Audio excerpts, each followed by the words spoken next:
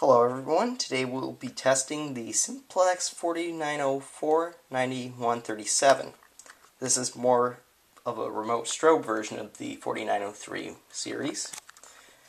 If we look at my 4903-9220, it has a similar strobe, even though it's vertical.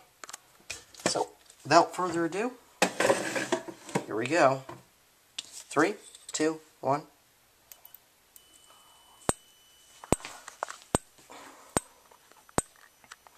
Just like any other remote strobe. 15 candela.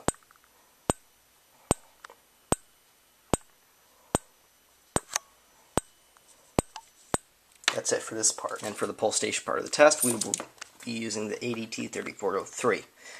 It obviously says Simplex, I know. I don't want to get flamed for that. The main difference is the keys it uses. See, it uses an ADT key, not a B key. I tested it. They're completely different. So without further ado, and so I don't waste time, here we go.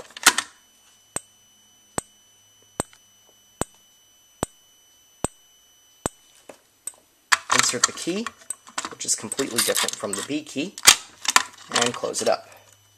Whoops. ADT3403.